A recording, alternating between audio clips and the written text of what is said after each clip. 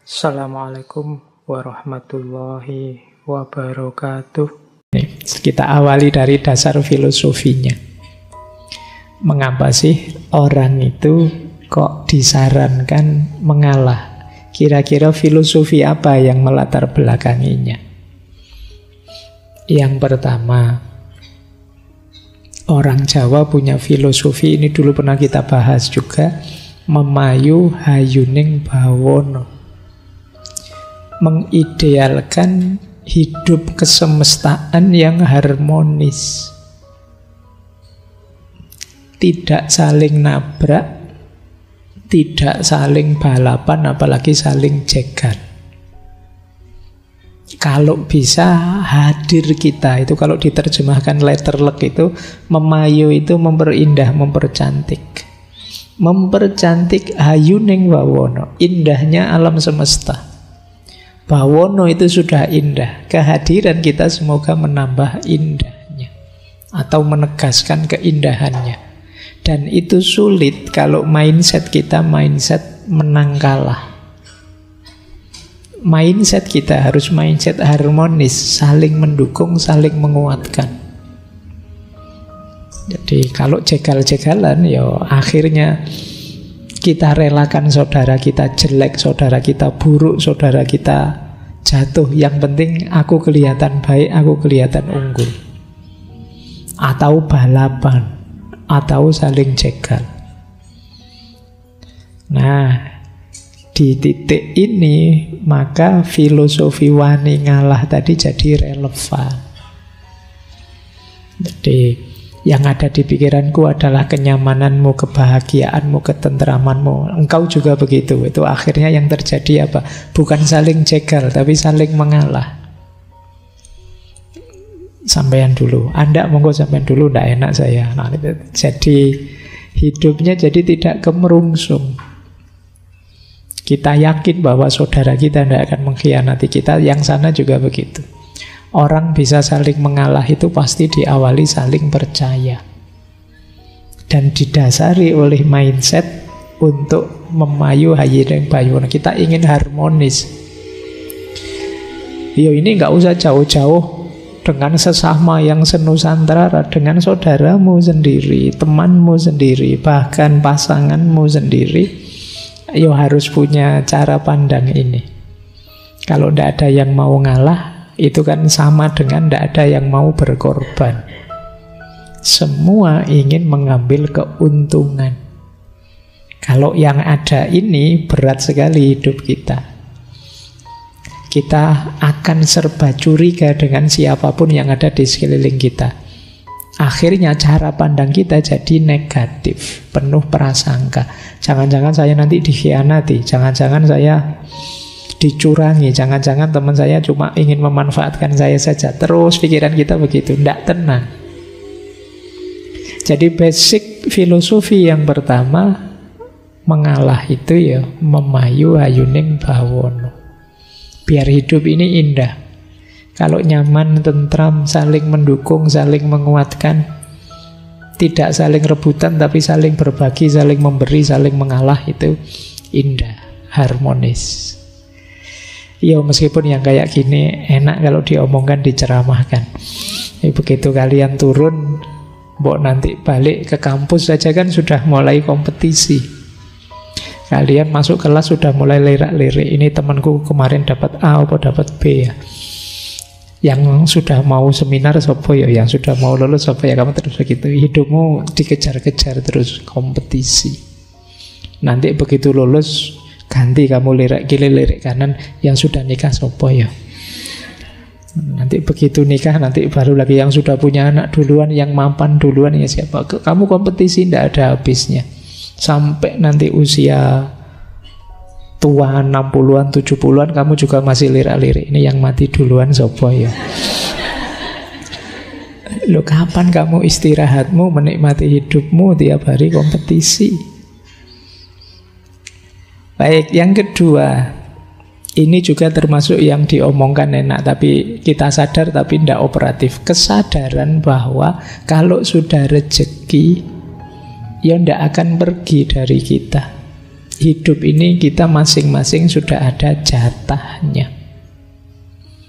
Jadi kesadaran ini kalau ada dalam diri kita, mengalah itu lebih mudah. Jadi kita tidak akan tergoda untuk berkompetisi apalagi secara curang. Kalau memang jatahku, kalau memang rezekiku, siapapun akan menghalangi, tidak akan bisa.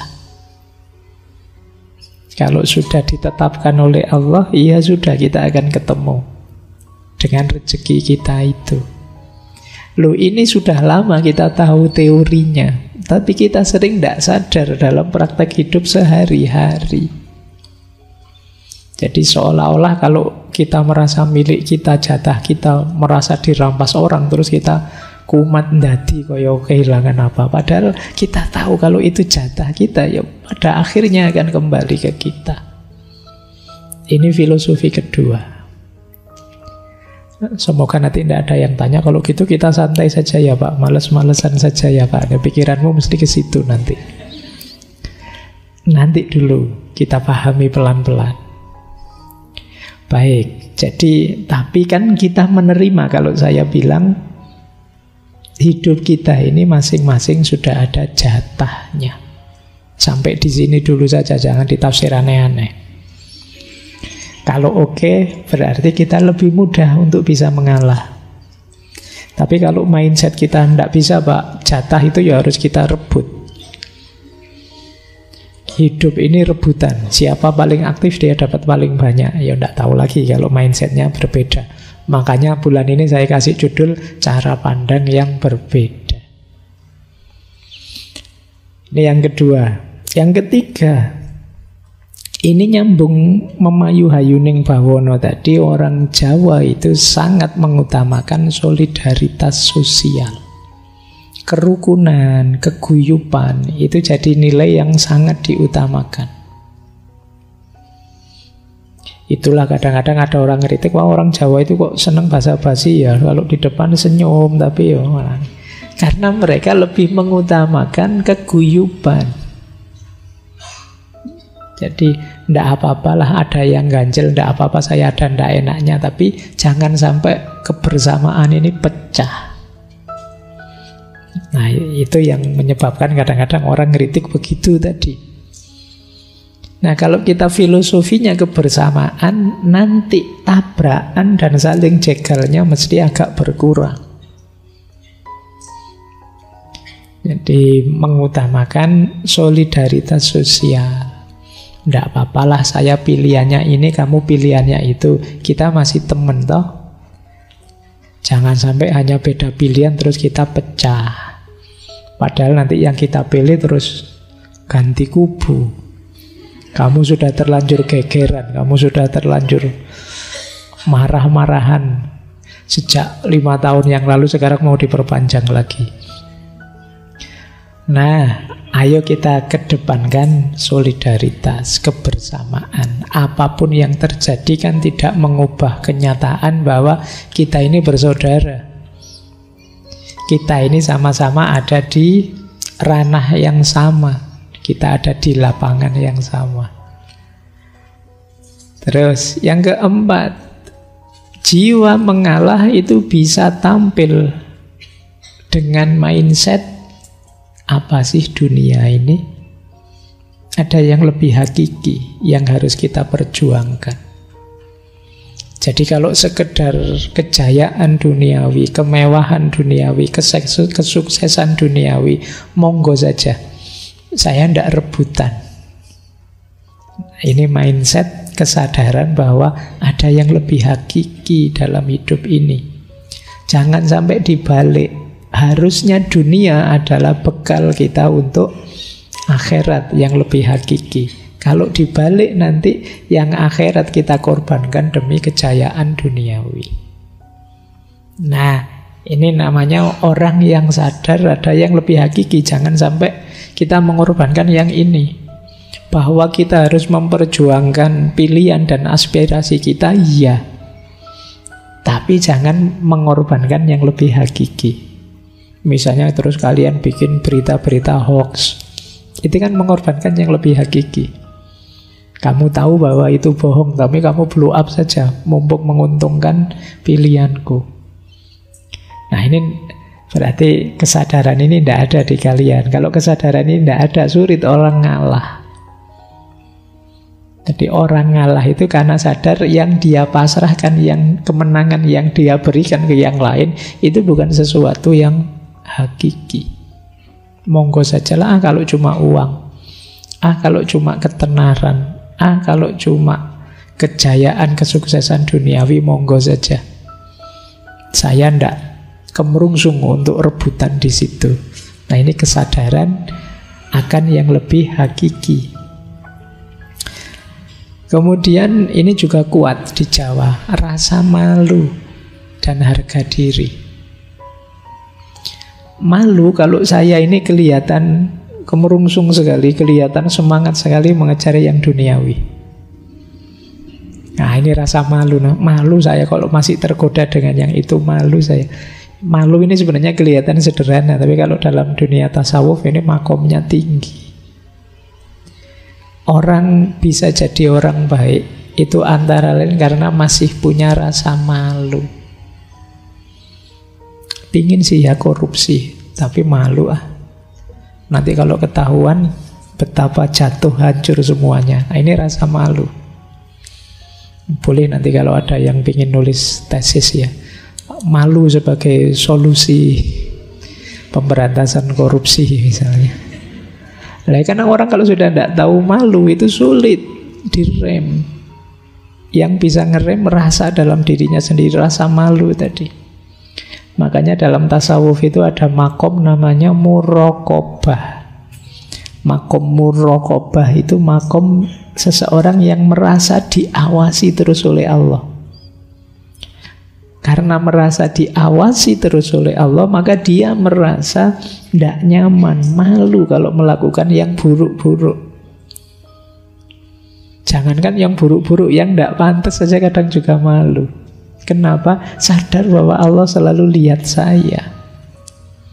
Meskipun di kamar sendirian, tidak satu pun orang tahu, tapi kan Allah tahu ya, malu nanti. Meskipun tidak ada CCTV-nya, tapi CCTV-nya Allah kan selalu on. Nanti di akhirat diputer. Malu kita ya kalau dilihat. Nah ini rasa malu. Rasa malu ini menguatkan kita untuk tidak terlalu diburu, digoda oleh dunia, sehingga kita mudah untuk mengalah. Jadi ini basis filosofinya. Yang terakhir, kenapa orang Jawa mudah mengalah? Karena dalam tradisi dan cara pandang Jawa, manusia itu disarankan memperbanyak tirakat. Jadi ini menarik. Tirakat itu semacam, kalau ada yang pahit dan yang menyenangkan, saya pilih yang pahit dulu demi kesenangan yang lebih panjang. Itu logikanya orang tirakat. Seperti orang puasa. Saya punya uang sih, makan sehari 3 kali bisa, tapi saya milih puasa saja, biar nanti bisa buka puasa. Ini tirakat. Tidak apa-apa kamu menang dulu. Kalau kamu kemerungsung sekali ingin dapat, monggo, saya terakhir saja. Ini kadang-kadang dalam konteks tirakat. Bisa sakti dan lain-lain tadi itu ya jalannya tirakat tetap. Ya istilah tirakat mungkin dekat dengan bahasa Arab, meninggalkan. Jadi meninggalkan kan bukan berarti tidak punya, saya punya, cuma saya hindari dulu. Itu tirakat. Saya masih ingat dulu saya pernah menjelaskan ini, tapi lupa di sesi apa. Jadi ini logikanya orang tirakat. Jadi jangan hanya dimaknai menyiksa diri. Pak, ndak zamannya Pak tirakat itu Pak. Sekarang fasilitas hidup banyak, ngapain tirakat-tirakat segala. Ndak, tirakat itu adalah latihan. Dalam rangka apa? Ya biar kualitas diri kita tambah meningkat. Orang itu kalau sudah latihan kan terus tambah tangguh. Latihan apa? Latihan tidak tergoda oleh hal-hal duniawi. Tirakat itu puasa, tapi tidak untuk melemahkan diri, tapi demi daya tahan. Ini menarik. Logika seperti ini kalau dalam falsafah Cina ada istilah yin yang. Yin yang itu kebalikannya. Puasa itu kan harusnya lapar, kita jadi lemah. Tapi uniknya puasa itu membuat kita tambah kuat, daya tahan kita tambah hebat. Sama seperti melekan. Melekan tapi dalam rangka nanti kalau kita tidur bisa lebih nyenyak. Nah, ini menarik logikanya. Sakit tapi demi lebih sehat. Dalam hidup ini banyak kita harus milih sakit dulu untuk lebih sehat. Jogging itu kan capek, sakit, tapi kan biar kita lebih sehat. Minum obat itu kan pahit, tapi kan demi lebih sehat.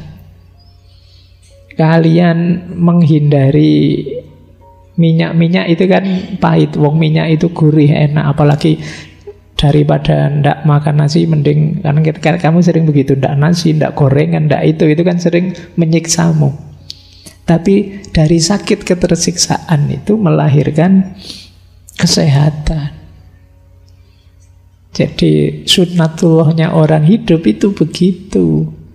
Yo yang ndak mau sakit, yo nanti akhirnya panen penyakit. Yang bisa menahan rasa sakit sementara, dia akan sehat sampai ke depannya. Ini logika semacam yin yang. Hidup ini memang bolak-balik seperti itu. Baik, jadi kalau kalian tidak bisa dicegah kenikmatan sesaatmu, ya siap-siap kamu akan dapat sakit jangka panjang. Tapi kalau kamu bisa mempuasakan dirimu sebentar, menahan ini itu, yang itu sebenarnya tidak enak, menyakitkan, tapi kamu dapat kesehatan yang jauh lebih panjang. Ini logikanya orang tirakat. Masuk kalian tirakat, ninggal gorengan saja tidak kuat. Ya dikurangilah. Kalau biasanya sehari gorengannya sak piring, ya nanti jadi setengah piring. Atau jangan digoreng, dikukus saja seperti kata ya, lo kan itu lebih sehat. Jadi yang penting ini kalau bahasa agama ini semacam sunnatullah. Ya sunnatullahnya orang hidup memang begini. Kalian menerima atau tidak. Tirakat itu kadang nyepi, tidak dalam rangka melarikan diri dari keramaian, tapi dalam rangka nanti kalau kembali kita lebih tangguh menghadapi keramaian. Kadang kita meninggalkan ini, meninggalkan itu, tapi dalam rangka mendapat kemanfaatan lebih besar setelah kita kembali. Kita mungkin tirakat dengan cara sedekah ini, sedekah itu, memberi ini, memberi itu.